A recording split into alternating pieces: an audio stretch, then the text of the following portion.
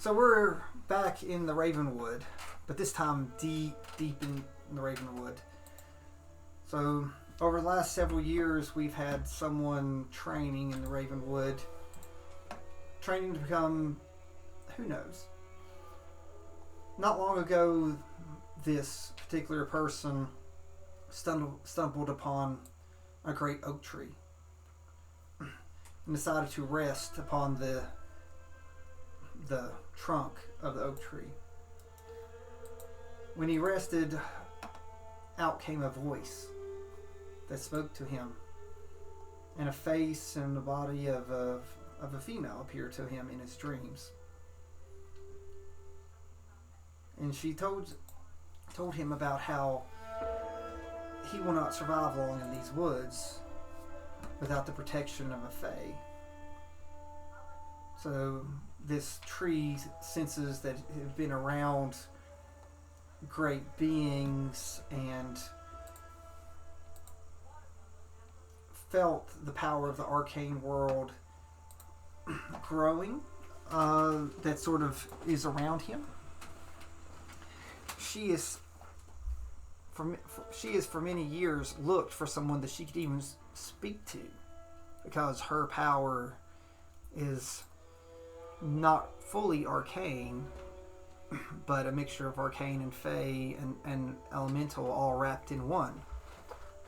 She's not as strong as many that seek to give power, but if she could merge with you, and through your experiences, her powers would grow, and one day she would be able to go with you and form maybe the pact that you seek to grant you power to avoid what she can see in your mind, the path that others are trying to choose from you.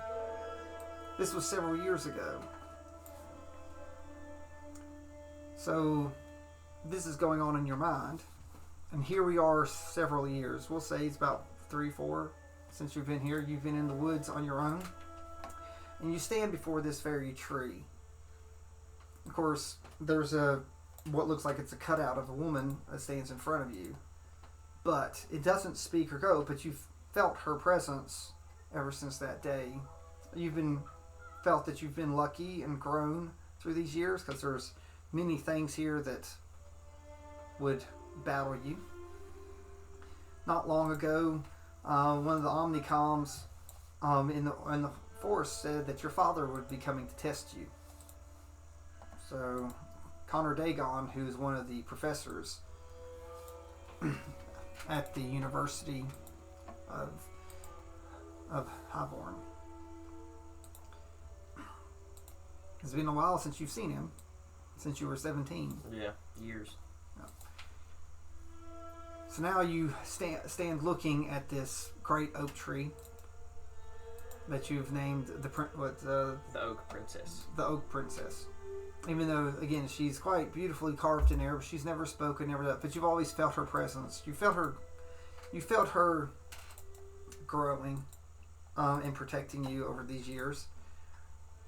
Now that your father has come, you hope that it wasn't a dream, and that you might be able to pull her power and actually grant you what was promised long ago, not just protection, with some type of pact.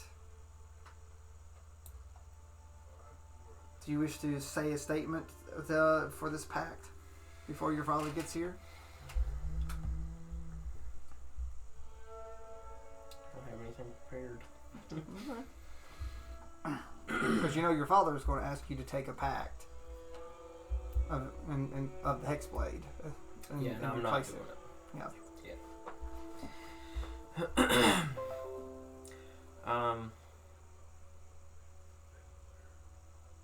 I'll just tell her that I'm willing to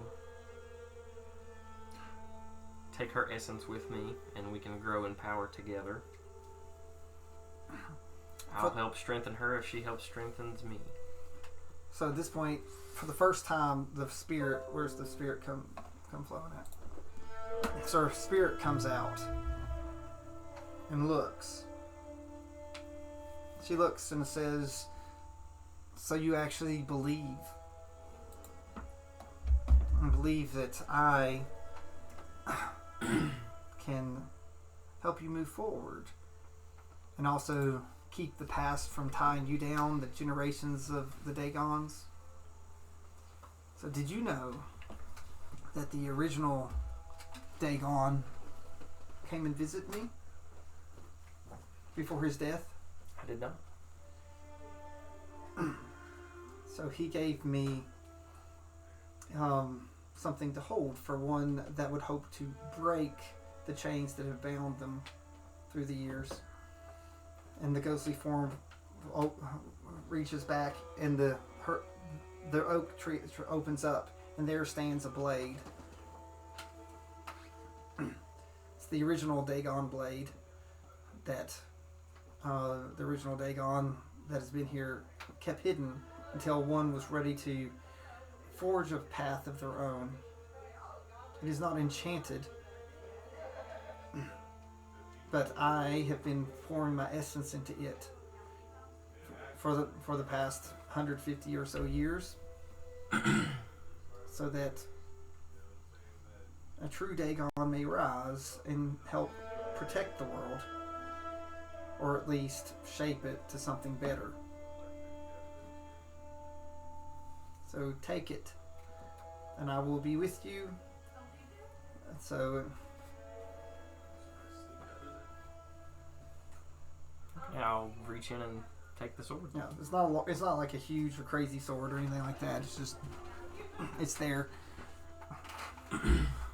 He says the stronger you get, the more power you'll be able to infuse.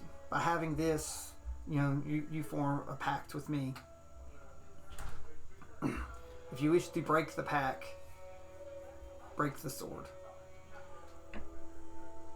But carry me as long as you need to, and maybe find others of my type, and actually someday maybe take me to the Feywild, where I originally was from. So I might fade with the Fey. I think a big reason why I believe in her and not what my father's tried to teach me is because I've never had any interactions like this with his patron. Like, he's tried to get me to, and it just never happened. Well, the patron's very bossy. She's not. So soon, about this time, so your father comes in, and she sort of fades out to where only you can see her. When you've taken the sword out of the tree sort of crumbles and falls apart and crashes, and sort of ashes and dust. Connor's like, "I have seen that you have claimed a blade, so you may inherit the Hexblade spirit. I am pleased that you finally come to your senses, that you stand before me and can become a true Dagon and understand the power of the Eldritch Pact." I'm going to tell him that I'm not like him, and I'm not accepting the Hexblade.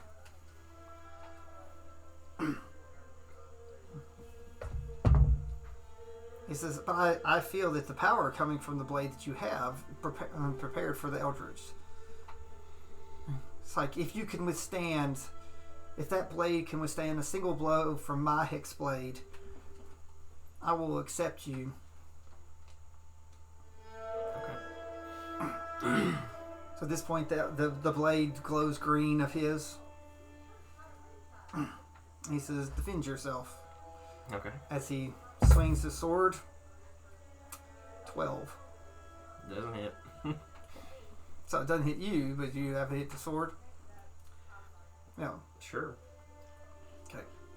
So you hit the sword and like a bluish light envelops the sword. So his own green blade sort of shimmers, and the two colors sort of mix. So he sits there and glares at you. So he knows that you have taken some type of promise, but not a true pact.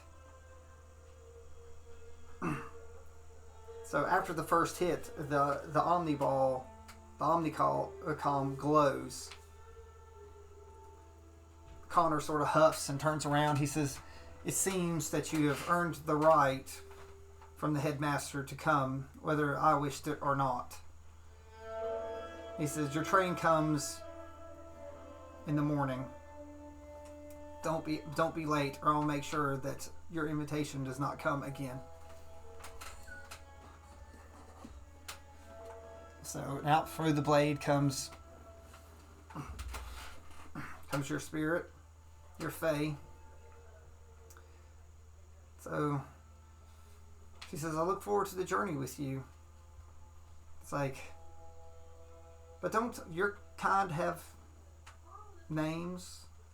What would you like to call me as we venture on? The Oak Princess is fine for now. He said, "Someday I hope to be bestowed a name, but in the end, just understand that I'm with you and I'm always watching, and I will try to help and protect you as much as I can and give you my power for what I have." And at this point, she turns into a little acorn and drops down. The sword has a spot that you can put the acorn in if you wish it, or you may put it in your bag, either or. I'll put it in the sword. Yeah, so... Because the sword's my spellcasting focus anyway. Yeah. So you put that through there, and it goes through as your pack. But you may take... It's not locked, so you can take it in and out the acorn. So you know where the train runs through the forest, so do you wish to catch the train tomorrow in the morning? Yeah, I'll go catch on the morrow. I'll catch the train. So with that, you go. Do you have any place to stay the night, or do you go to the train tracks to wait for it to come? I mean, other than my house that's in the Ravenwood, I don't have anywhere else. Okay. So you go and you wait near the train tracks, hoping for a new day. Sadly, you will see your father again, whether you want to or not.